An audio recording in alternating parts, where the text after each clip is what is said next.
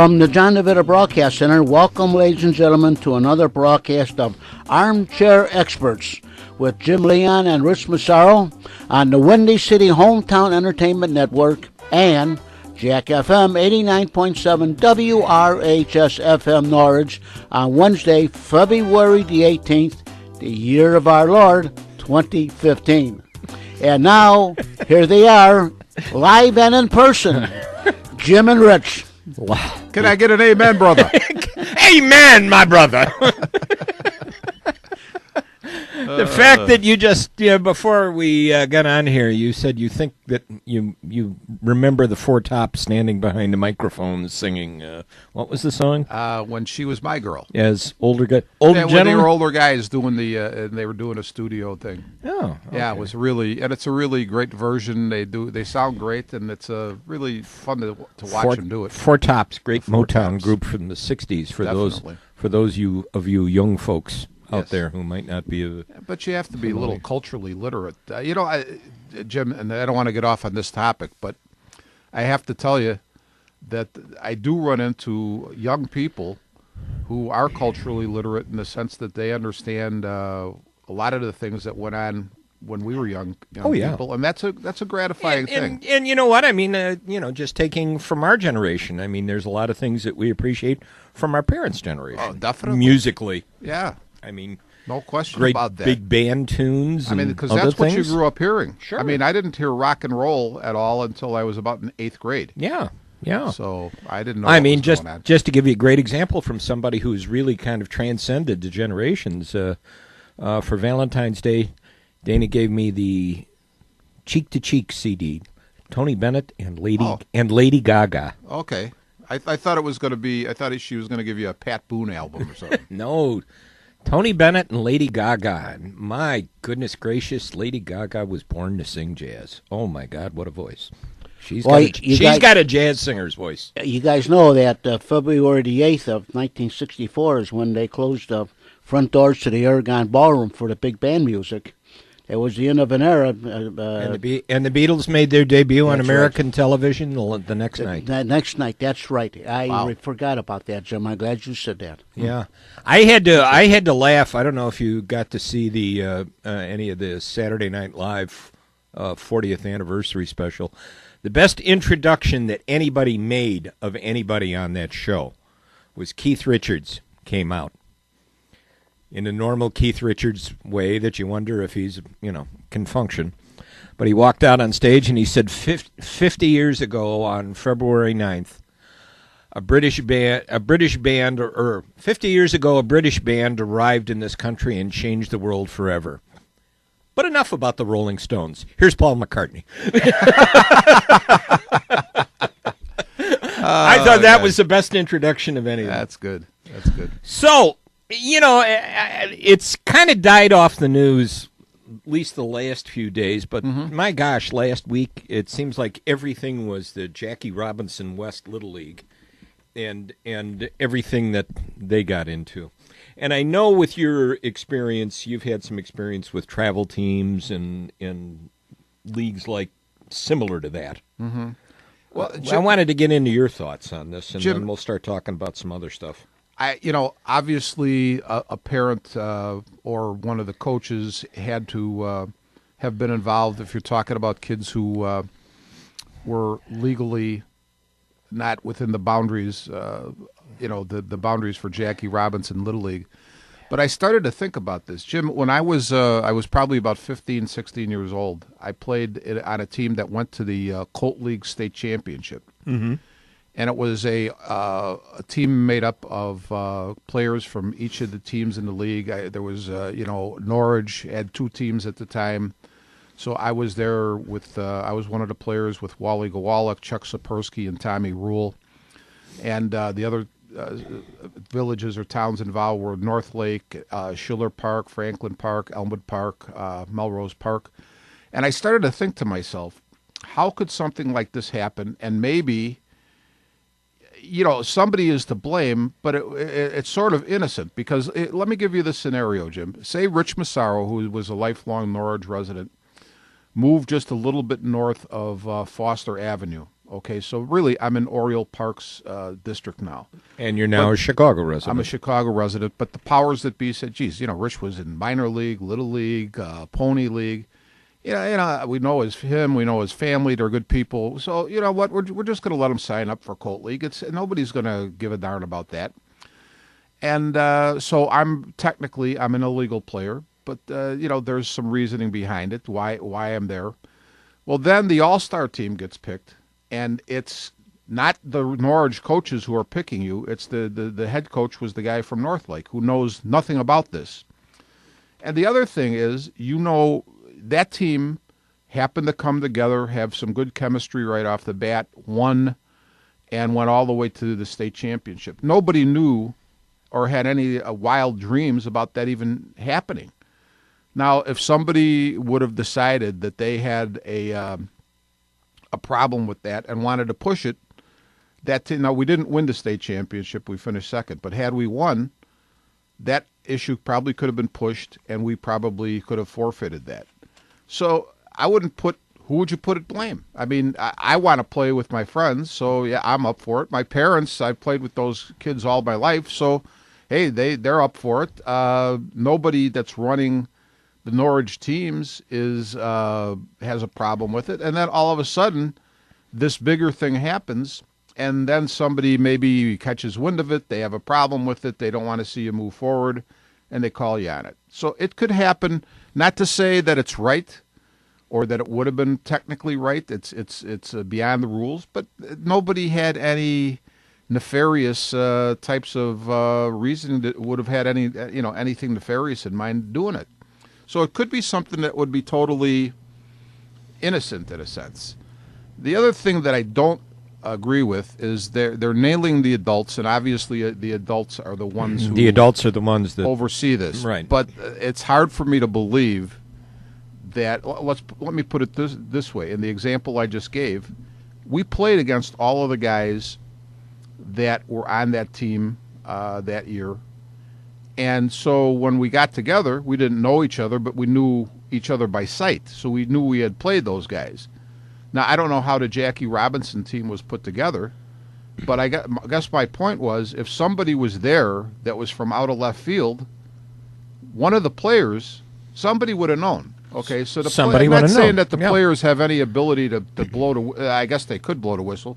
But it's not like I don't believe for a second that any of that I'm not saying all the players, but some of the players possibly knew.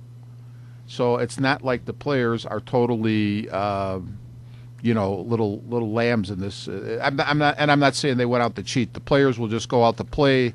They want to play. The other thing about something like this is, people have trouble with the whistleblower, but we don't know what the situation was. If I could remember, our friend Scotty Wazales coached the Vine Savior boys basketball team at one time, and they had no facilities. They practiced outside, and Scotty pretty much. I mean, they played in a league, but Scott was pretty much, and I'm, this is not a knock on Scott. This happens all the time.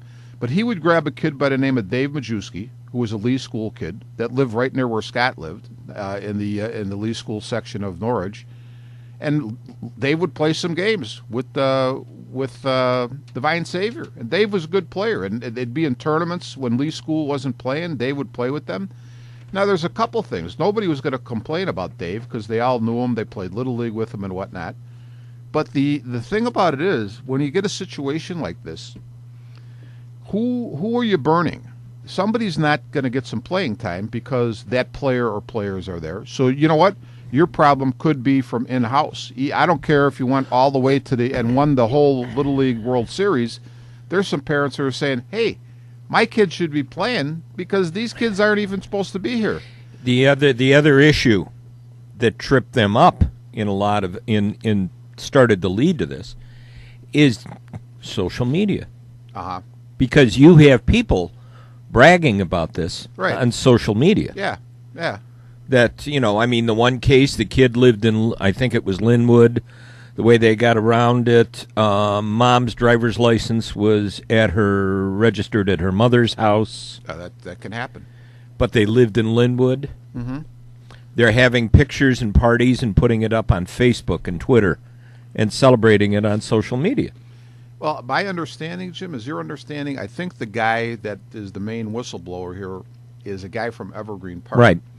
And I don't know what the Jackie Robinson West boundaries are, but apparently it seems to me, and I didn't read it, but this would make sense to me, that they may have grabbed a kid that was in his boundaries. From his boundaries. And he knows of it, and maybe it was even a kid that was going to play on one of his kids' teams or a team he coached or, whatever. Right. And it just, I think when you do that, the chances are you're going to get caught. Now, I saw the other day Rick Morrissey was sort of, now they want to sort of throw the blame onto Little League itself. And I'm not a great big super Little League fan, but I'm going to say this. When you play the Little League World Series or you start that Little League tournament, God knows how many teams you have. And I don't care how, what anybody says, you'd have to be pretty much of a freak to be checking residency on every blessed team that enters your tournament right from the get-go. Oh, yeah. And so to turn around and blame Little League because, other teams have probably done it and you just didn't catch them, yeah, that might be so. But I don't see how you can possibly check everybody. You don't have that type of a budget and that type of like a police force, if you want to put it that way. No, I mean, I had to go, we had to go through example quite not as severe as that, but certainly with semi-pro football, yeah. when you would get down to certainly down to playoff time, there would be a roster check before every game. Definitely. And your coach would be required to have his roster book there, and they would line up in numerical order. The books were supposed to be in numerical order, and you had to identify everyone on there, and you had to identify everyone and make sure the picture matched. Definitely. I mean, I had some issues when I was commissioner of the league. I had during a regular season, I recognized we had illegal players. Okay. On one team, and they wound up with 2 forfeits. Well, that's the way it should be. I mean, it's a see that's the other thing. I don't think now in your case where you were the commissioner and you were at the games and you recognized what happened because you knew the players in the league. It's going to be a completely different thing in a tournament like that. Because that's a league with X amount of teams. You've seen the teams. You know who the players are. When you talk about the case of Little League, there's no way that the people who run Little League can know what the genesis of every player playing in the tournament is. So it's a little bit different situation. I mean, the people who run Little League could have looked at the Jackie Robinson West team and said, I don't know, would have no clue. No. It'd have to be somebody close to the situation to clue somebody in. Yeah. So. I guess the thing that I resent the most about this, okay, fine. They manipulated the roster, they cheated, whatever it happens to be, they got caught. The fact that it's just suddenly become an issue where really the kids are being exploited. You suddenly have the political issues here. Right. Yeah. You've got Jesse Jackson, of course, who has to show up anytime a camera goes on and the lights go on. Jesse has to be there. And the other issue is suddenly Rahm Emanuel, because he's running for re-election, he has to call Little League. He's running for re-election, and he may not be the strongest among the African Americans. He suddenly has to get his nose in there and call the Little League and say, "Well, we want you to reverse this." Right.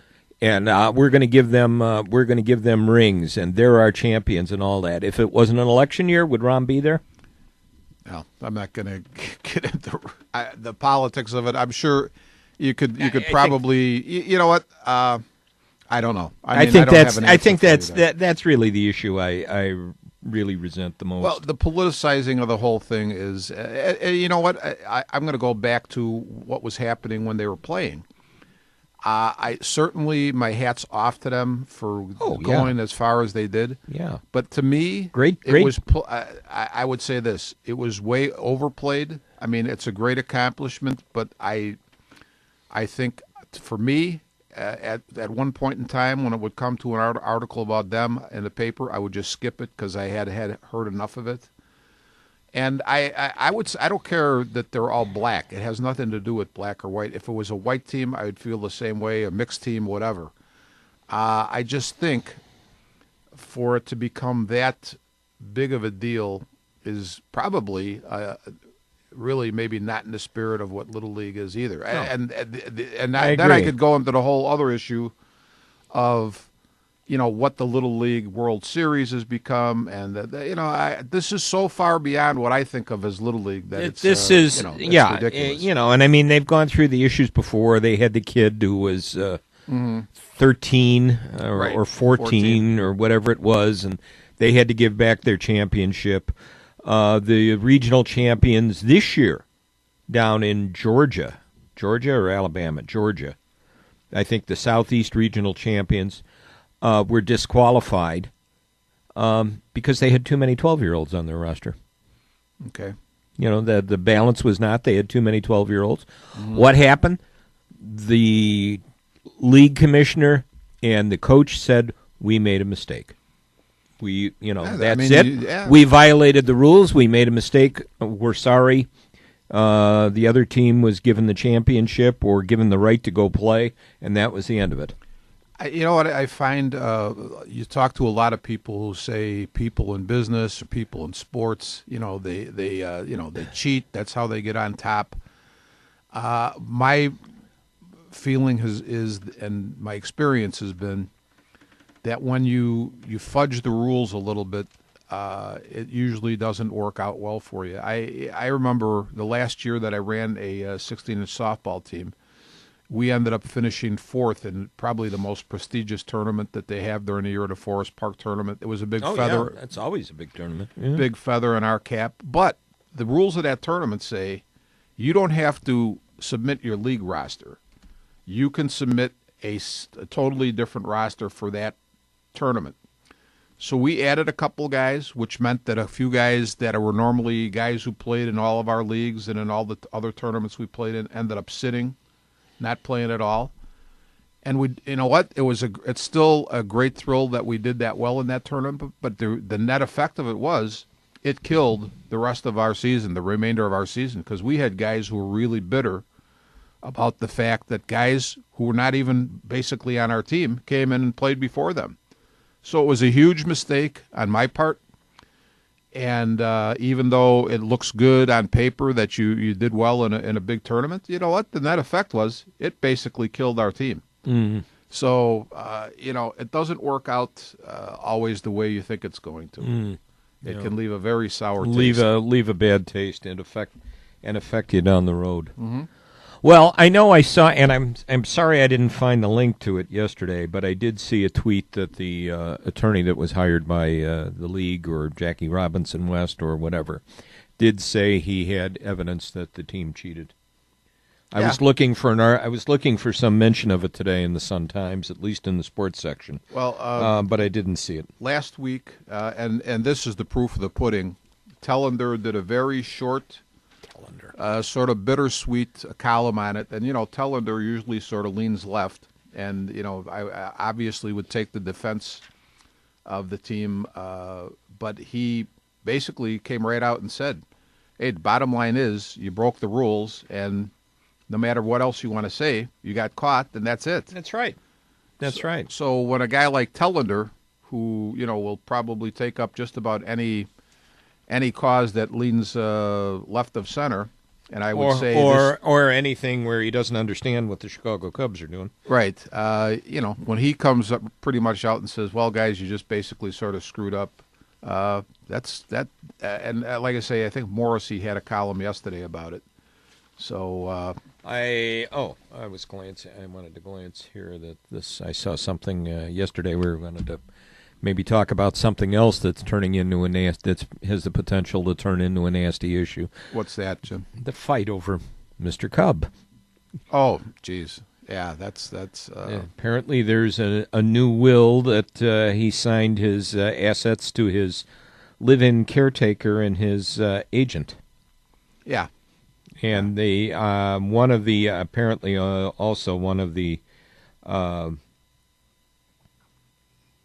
issues on the cause of death was also dementia. Well, that's interesting. Yeah, I found that very interesting to Because see. I mean, Ernie has been in public, I don't know that anybody ever hinted at any signs of dementia there. No, that kind of surprised me when I saw that. I thought he was. I thought he was. I thought he was well. One of his sons said my father was ill at the time she had him sign a will, and I believe coerced him into to give all of his assets to her. I find it quite interesting that she did not tell anyone that she had an attorney write up a new will. Well, you know what I always find quite interesting about these things is that basically you as the family are looking at your father no differently than the supposed interlopers in the situation, the agent and the caretaker, because all you're looking at your father is the ka-ching man. Yeah. Okay, ka-ching, ka-ching. That's all you give a care about. Yeah. And you know what? To me, yeah, I mean, would you be upset about the money situation? Probably anybody would. But you know what? You should be more upset about the fact that your father and ex-husband are gone, and you have, at this point in time, have no ability to see them for a while. Yeah. And so where is that in all this? You know, it really becomes disgusting. And I, for one, you know what, the less I read about it or hear about it, the better. Yeah, and apparently that he was in the process of a divorce, too, with whatever wife this was on, number 4. Mm-hmm. I was going to say 3, but he was married 4 times. Okay. So the one who was the widow at the press conference was number 4, and they were in a process of divorce at that time. Yeah. So, nasty scene. Yeah. Nasty scene. So, hey, spring training's starting Thursday. Yeah, you know what? The pitchers and catchers are going to be out there, Pitchers and catchers or is it? report. Are they already reported? Pitchers and catchers report on Thursday. Well, actually, aren't we going to just cancel the whole season and the Cubs are going to go right to the World Series and win it or something? Right. Isn't that Isn't that what's happening? What's on the cover of the Sporting News baseball preview? Cubs win. Cubs win. This is it. Yes, you read it right. We're picking the Cubs to break the curse and win it all. I remember one year. The Sports Illustrated had Cleveland on the cover, and all the great players, young players at Cleveland that year. Joe Carter. Oh, I can't think of any. I remember Joe Carter's pick. Mel Hall. They said this is the year for Cleveland. Cleveland went out and went 61 and 101 that year. Yeah, that was a good prediction. That was a really good prediction. Jim, I'd say this: the margin of error for any plus or minus for any major league team is so thin that I'd say anything could really happen. Oh, yeah. I mean, I put it this way: I would never ever predict the Cubs or any team for that matter to be World Series winners. How can you tell at this point? You can't. I mean, it's fun. You look at it and say, it's fun. You look at it, you say, boy, this is what they did. You're just looking. I mean, everybody wins on paper. Right now, every team in the... Okay, I got to... John will be dialing the phone, so I got to think what I'm saying here. Yeah. Everybody's 162-0. That's true. That's true. Yeah. Well, let me ask you this, Jim, and we're of course this isn't a Chicago team, but one of the teams that's been super active in acquiring players over the winter has been the Padres. They just signed James Shields, who I know that if you believe the papers that Joe Madden coveted. But did Shields play for Madden? Yes. Was he? Okay. Yes, he was down in Tampa, and they came down to the. I think Shields said it was between San Diego and the Cubs. One of the interesting things that I found, though, about the San Diego acquisitions, because they got Matt Kemp was one, and there's another long ball hitting, one of the Upton brothers. Yes. I don't know which Justin one. Upton? Justin or Yeah. BJ. But I found that my impression of San Diego has always been that it's not a hitter, especially a long ball hitter's park. I know that when Brian Giles was there, he had some major complaints about the measurements of the stadium. So I'm thinking, okay, to pick up a good pitcher like James Shields, of course, that makes sense. But, to get guys who are basically long ball hitters in a stadium that's not really conducive to that, I'm just wondering what the thinking on that is. And obviously, I'm not asking you to give me the thinking. I have no idea what the thinking would be on that. Yeah, or is it just a matter of, what, we want to bring people out to the ballpark. We want to give the impression that we're moving forward, and even if these guys are not the best fits, they are pretty big names. So let's bring them in. You bring a big. How many teams have brought big names in and had them flop? Yeah, that's true. What you want to do, I think the first thing to do is a lot of teams are looking for the sexy pick that's going to bring people in the door. Right. And just like you said, we're doing something. Look who we signed. Yeah, I'm just wondering if that's the case there. So and I don't know how well they actually draw in San Diego. So it could be a matter of, because you're talking about a city where people generally love to get outdoors, and they skate, and they bicycle, and they do all, they surf jog, and do all kinds of outdoor things. That so good stuff. They're not necessarily in the summer thinking about going to ball games and enjoying being outside, because they're outside all year round. Yeah. So I don't know. It could be the fact that they are maybe trying to bring more people in, through the gate. Because by signing some of these big names. Well, it's interesting just looking now, since they were quite active, the Sporting News has them picked as third in the West.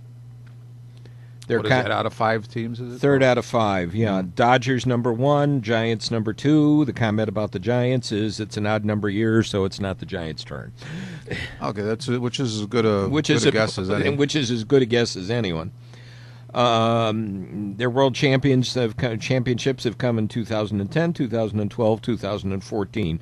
Don't, however, write off San Francisco, particularly if Matt Cain is healthy and Tim Lincecum has that final contract year rebound. What's interesting about San Francisco, Jim, is Bruce Bochy, who was with San Diego prior to this. Yeah. And there's an example of a manager who, in my opinion, always gets almost the absolute best out of the talent he's got. I think Bruce Bochy may make the Hall of Fame. That's possible. I mean, sure wasn't his career as a ball player. No. But which again shows you that doesn't.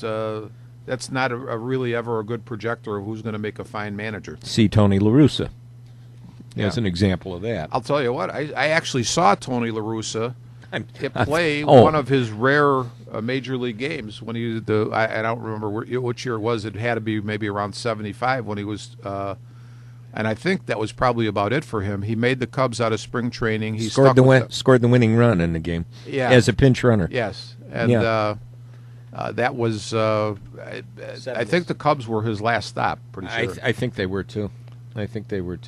You know what I was going to say, Jim? What I saw yesterday. And let me go back a ways. I think it was the end of last week. I've started to read Hub Arkush's articles in the paper about the Bears. And generally, I like Hub's take on things, but I wanted to run this by you today. He basically was saying that the Bears are going to need to sit back and be patient and rebuild. And I'm saying, Hub, you know what? You're a guy who knows a lot. I'll give you credit. But I'm thinking John Fox is 61 or 2 years old, I think. He's not coming in here to rebuild. I think Ryan Pace, being a brand new general manager, is not. It's not like Ryan Pace is not going to have the. He's not going to have the cushion, say, that a guy like Theo Epstein, who came in with a very good reputation, would have, where you could take some time to rebuild and not worry about taking a big hit personally on your credibility. You know what I'm saying? Mm-hmm. So I'm thinking, Hub, as much as what you're saying makes some sense, I don't believe that's what the Bears are aiming to try to have happen.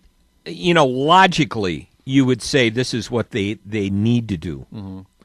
But you have two things. Okay, now the big talent show starts, I think, today in Indianapolis, the Combine. Okay. So obviously everybody's going to be down there looking for talent. If you're going to have an impact, you're going to have 3 or 4 hits on your draft this year. Mm-hmm. You're going to have 3 or 4 hits on your draft next year for about the next 3 or 4 years. Sure. Just to make up for how many years of bad drafts. Yeah. There is room. I think there'll be enough room on the salary cap to do some things, to do some signings. I don't know who they're going to sign. I heard this morning before I walked out that, by golly, Peanut Tillman wants to play one more year. Well, let me run. I'm glad you brought that up. Let me run this by you. In the article, of course, they named Lance Briggs, Peanut Tillman, Jared Allen. Matt Forte is going to be 30 this year. Jay Cutler is 31. Of course, that's not really old for a quarterback. No. But he named a number of players who are past 30. And I thought of a couple of things. I really think this is an old ball club. It is, but whether it's right or wrong, Jim, I really think that there are some guys who chose to lay down on Trestman and company because they just didn't like what was happening. I think now, so. whether that's right or wrong, No, I think that's a very accurate comment. And the other thing that I thought of is, by God, you know what? George Allen, back in the day, the Over the Hill gang, he wanted nothing but veteran players. So I'm not saying that, say, Briggs or Tillman or any of these other guys are your future, but is it in the realm of possibility that while you're preparing to make a hit in the draft, that you can repatriate some of these guys, get some decent football out of them, some winning football out of them, even though they're older? And is that a possibility? I mean, I don't see why it wouldn't be. I don't see why it wouldn't be either. Let's take a break. We'll be back.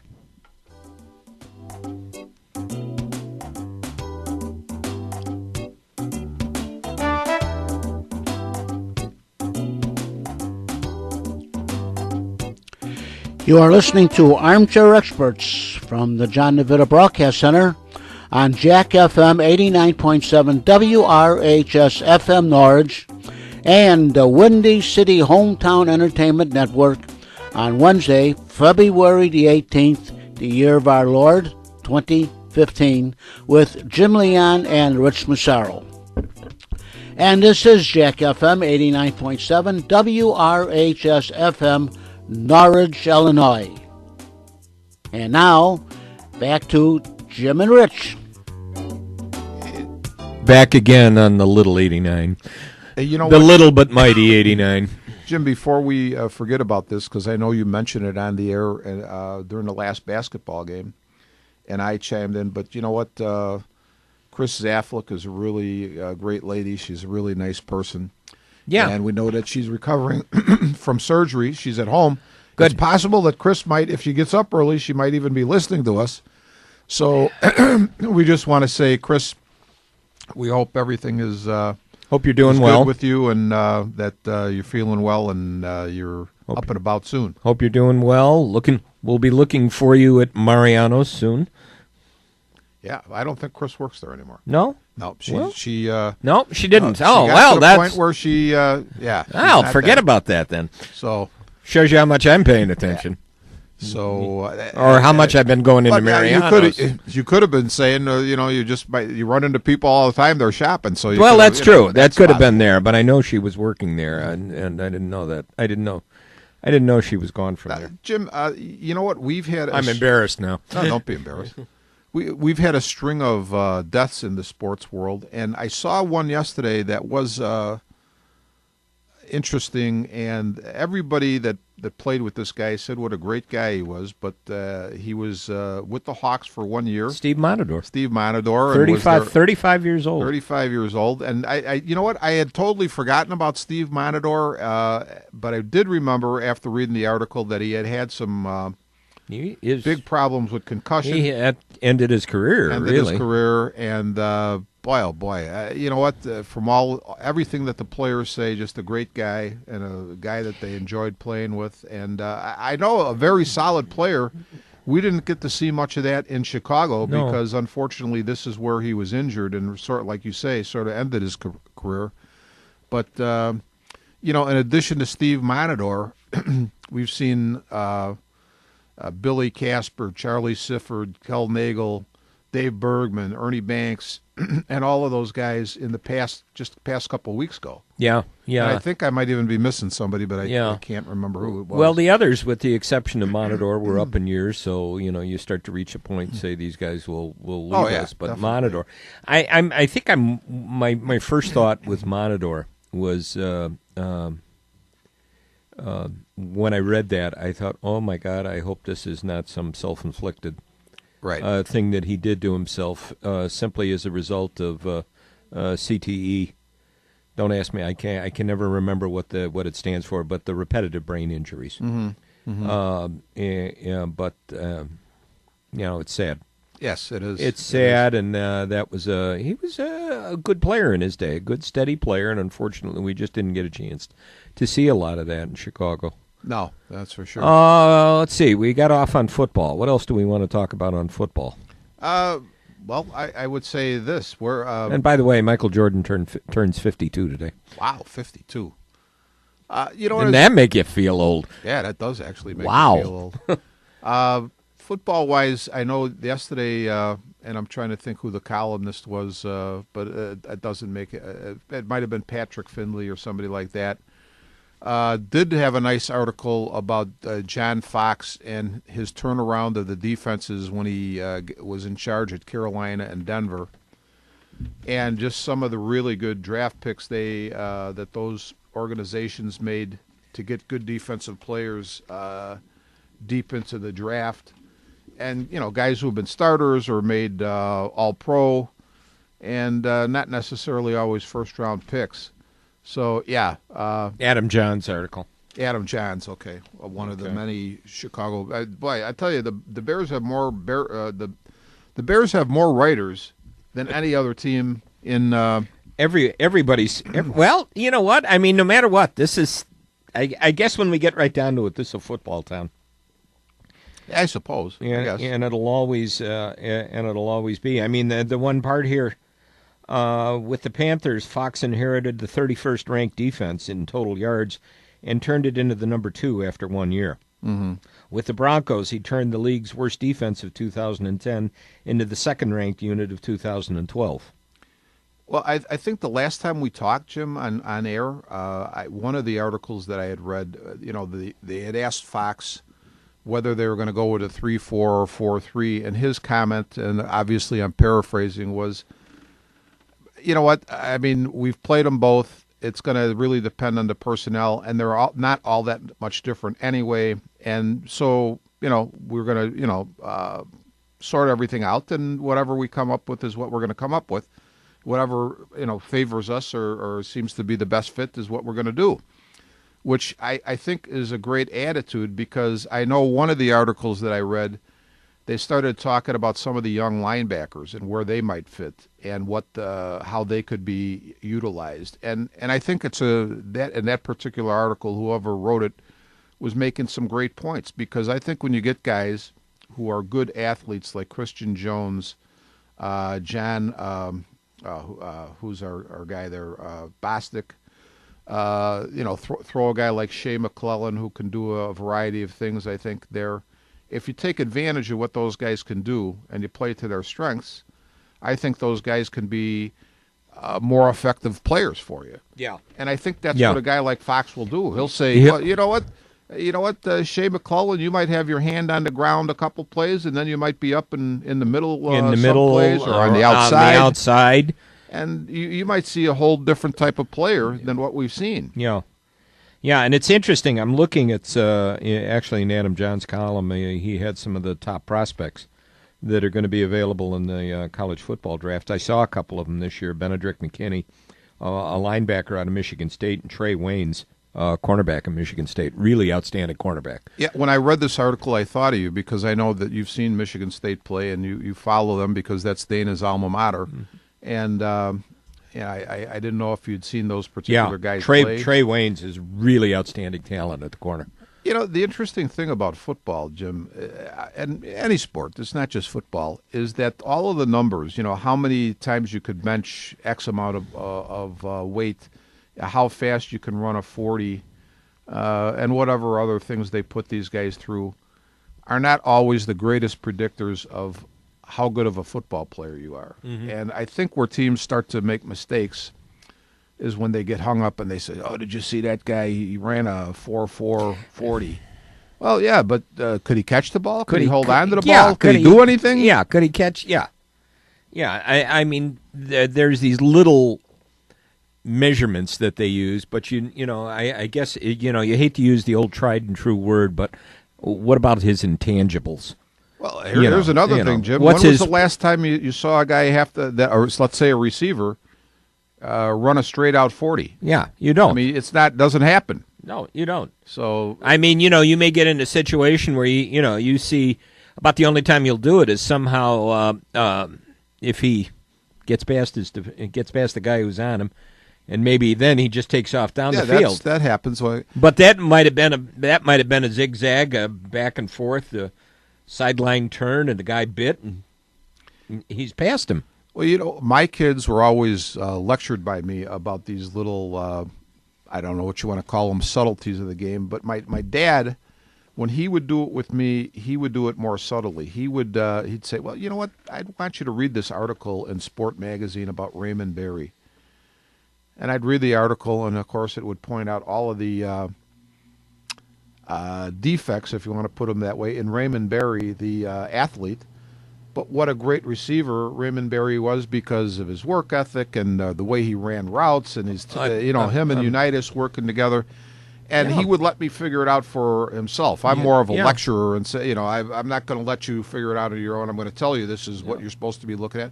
But he would, subtly let me figure these things out. In other words, telling me it's not all the physical attributes that count. No, I mean, and I was thinking, you bring up Raymond Berry. I mean, there is, I kind of put it aside because I've been busy lately doing things, but I was reading Frank Gifford's book about the 58 championship game between the Giants and the Colts.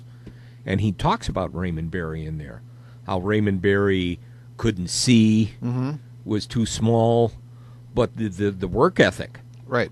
That Raymond Berry had to make himself a good ball player, made himself right into the Hall of Fame. Definitely, one of the best, and well, even a guy like a more modern guy like Jerry Rice.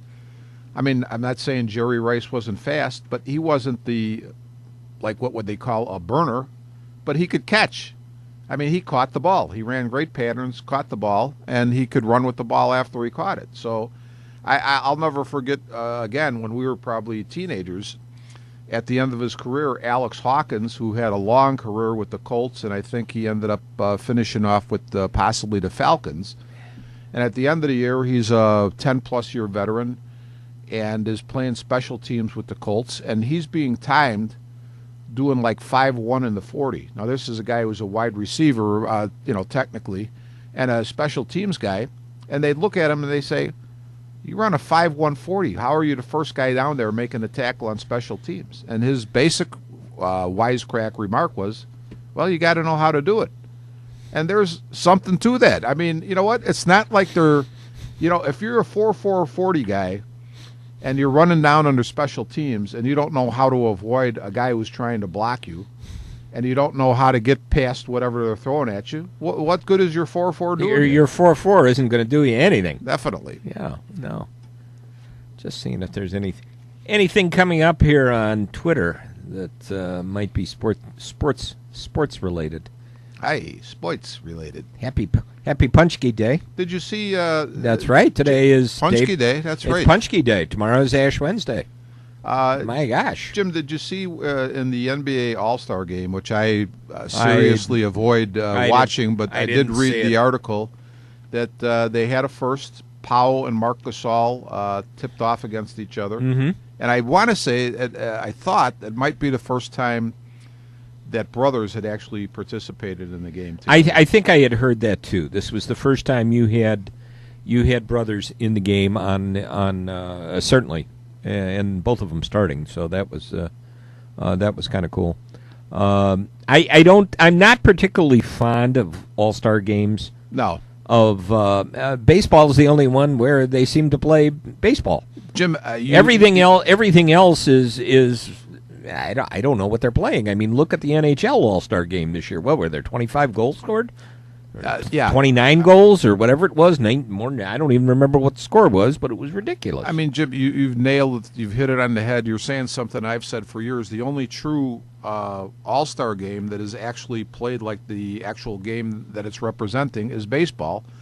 And the simple fact is that I credit, let's put it this way, I put a lot of credit to the fact that in baseball you have pitchers, and pitchers are not just going to lob a ball up there and let a guy knock it over the fence. You're going to see their genuine stuff because they also want to show their all-star merit. Whereas it seems like in the other games, hockey being a great example, everybody wants to show their individual skill, and they leave the poor darn goaltender out there they hang the poor guys out there to dry. So sure. how Sure. fun is that for the goalie? Sure, and the NHL All-Star Game, nobody plays defense, or the NBA All-Star Game, No. rather, nobody plays defense. I mean, consider what the scores have been. Definitely, definitely. Football, they don't block. No, they don't block. Of course. Well, yeah. But But you're right. I think baseball is the only game where the players are still actually playing the game. Where the other three sports are sort of just ghost images of the actual game. So, what do you think? What do you think of the idea that a lot of people are beginning to wonder? And I think Adam Silver, the NBA commissioner, is talking about changing the format for the playoffs, where essentially you're going no conferences, and you're going to have the top 16 teams in the league. personally, I don't like it. I don't think it's a good move, and this is why I would say this. I think that one of the when baseball first went to the division winners, and then they went to the wild card. As a purist, I didn't like it at first, but looking at it pragmatically, I think it was a great move because you keep interest alive in so many cities for so much longer. And I think if you go to this, the conference, the divisions within the conferences meaning nothing, I think you're going to lose that, and I think that basketball will end up losing more than it gains from that. Now, I mean, I understand where they're coming from, that, this is crazy that we have one conference that's weaker than the other, and we're going to have teams that are like 500 or below 500 teams that make it. Yeah, but, you know what? I don't know that you're really solving the problem in any way. By changing it to the top 16 teams. Yeah, I don't know either, and I'm just kind of glancing here right now, looking at the NBA Eastern Conference standings. If the playoffs started tomorrow, Atlanta would be your number 1 seed. Toronto would be your number 2 seed. The Bulls would be your number 3 seed. Washington would be your number 4 seed. Mm-hmm. Cleveland would be your number 5 seed. Milwaukee would be the number 6 seed.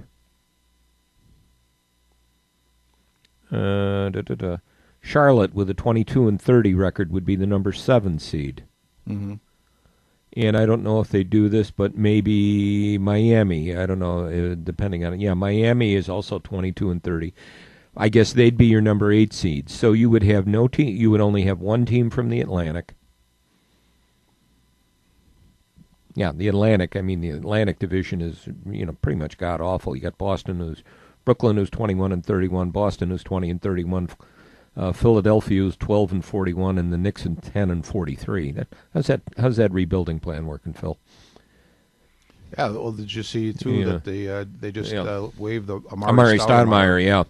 Which is, what, I have to say, a lot of these moves are good moves, though. Oh, I think so. Getting rid of guys like that is not a bad move. I mean, do your, negotiate a buyout and get them out of there. Now the question would be, is he worth signing anywhere?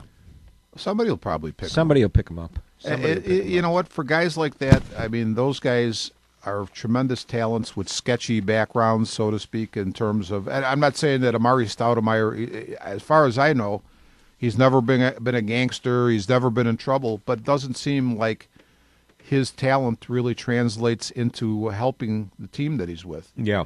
So that's what I mean by sketchy.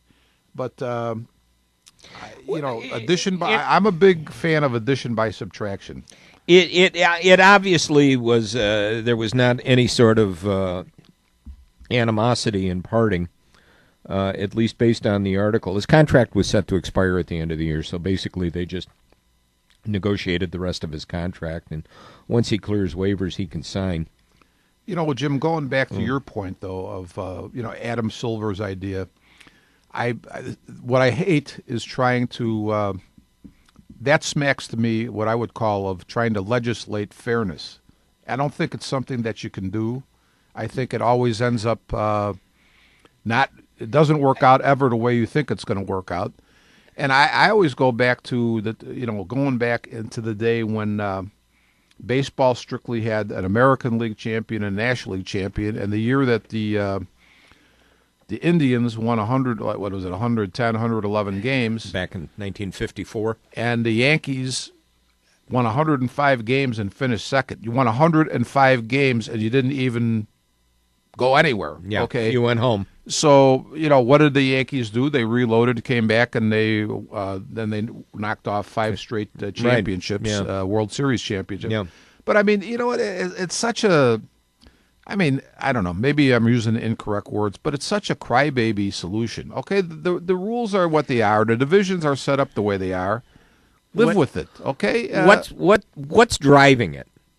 TV ratings, money. Is it? I don't know. It might be TV ratings. I don't know.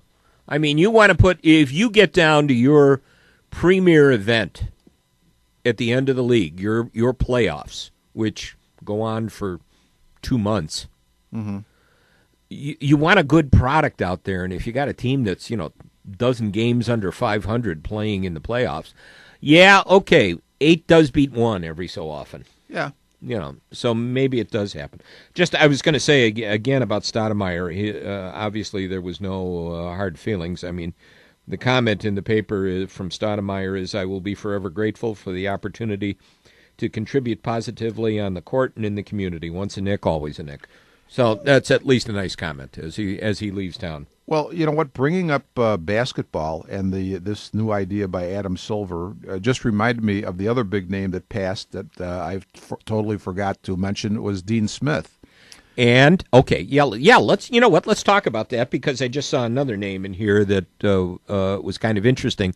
How close that the two of them died.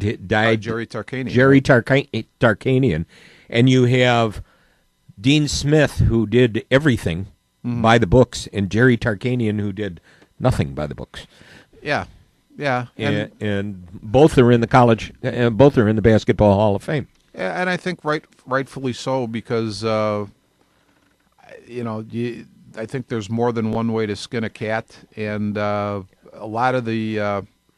You could look at it too. I mean, Dean Smith, you had told me, and I believe this number is accurate. 95% of his players graduated.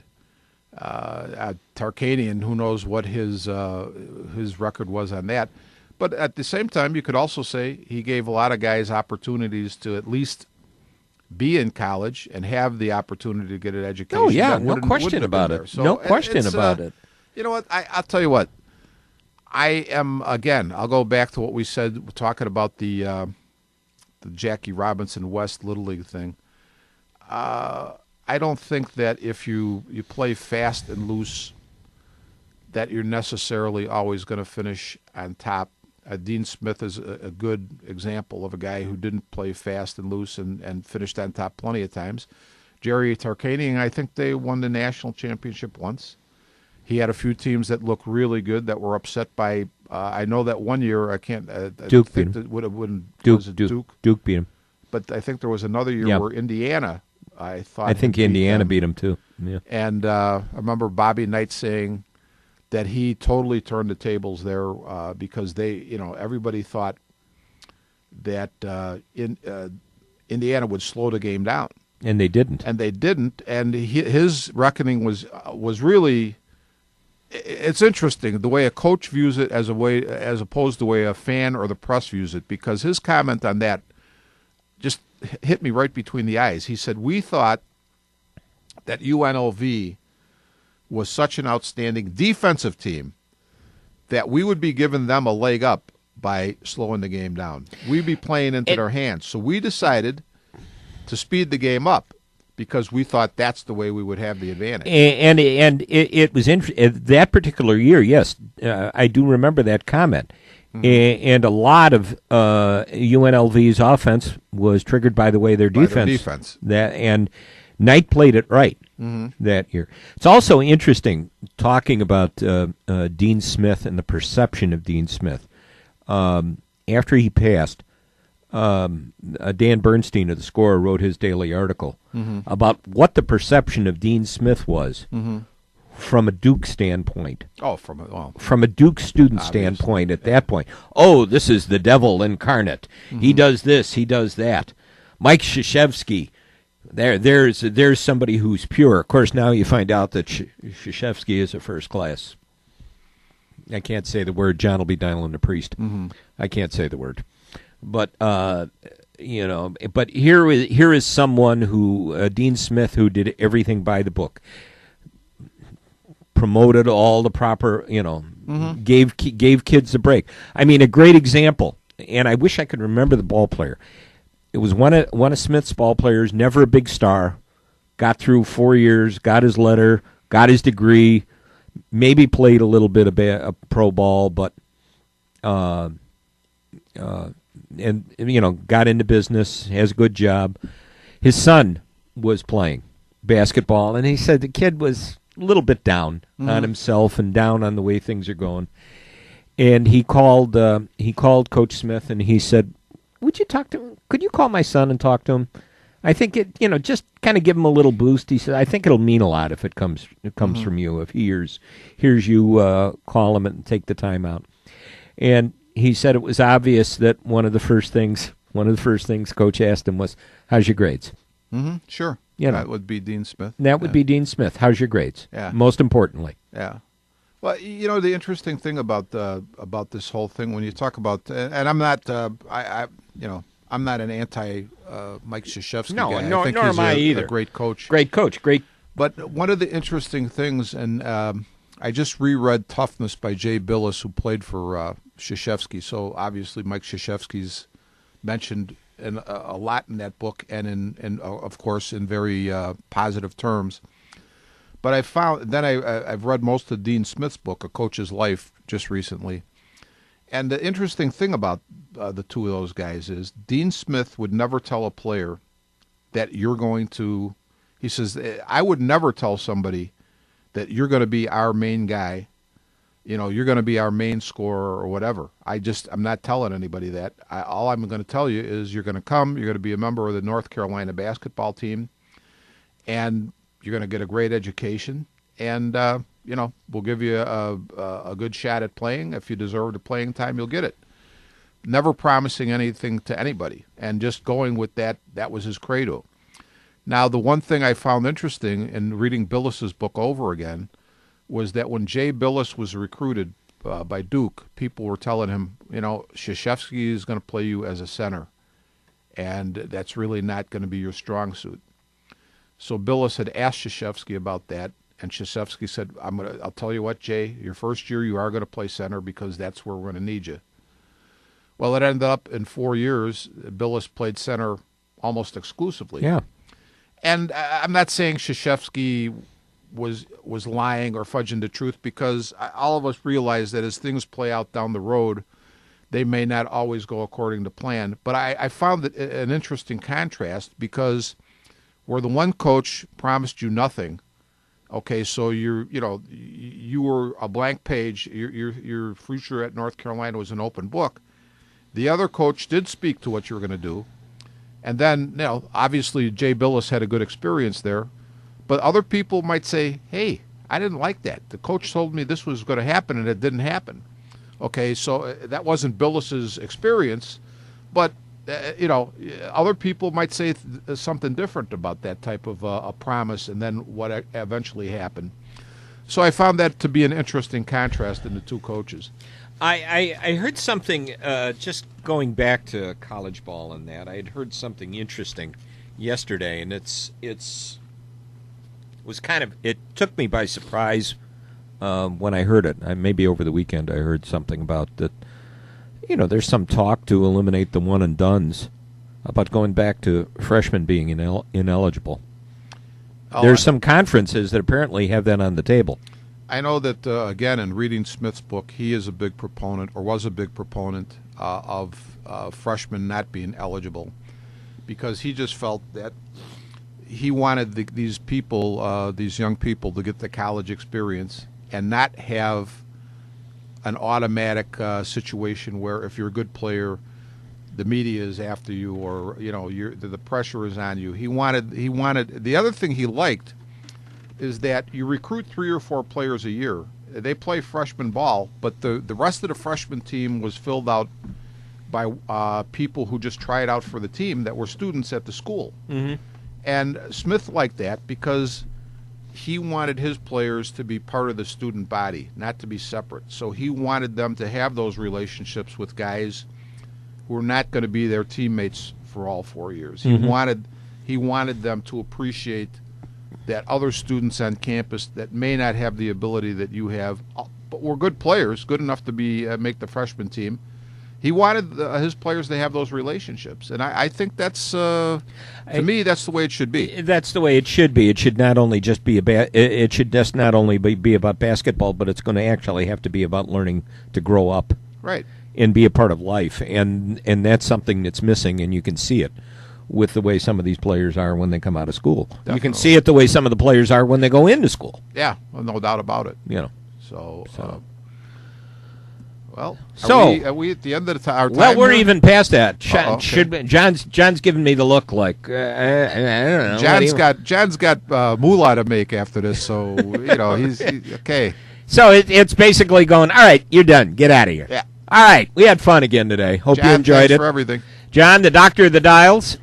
John DeVita, the doctor of the dials. Thank you again for everything and putting up with our nonsense. We will see you again in a couple of weeks. We are out of here. We're taillights. Take care.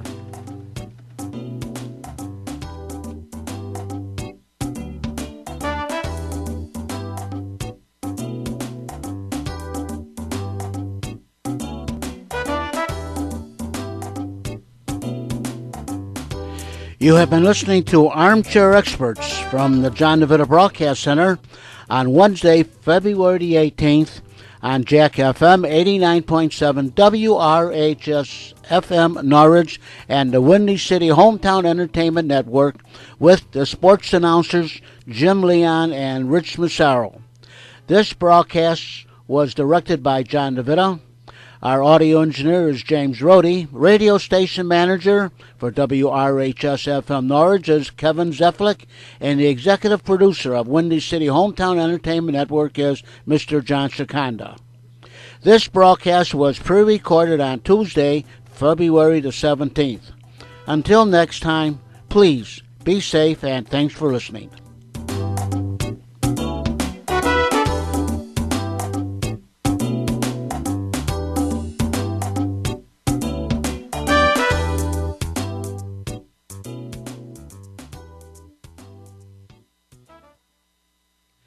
And this is Jack FM 89.7 WRHS FM, Norwich, Illinois.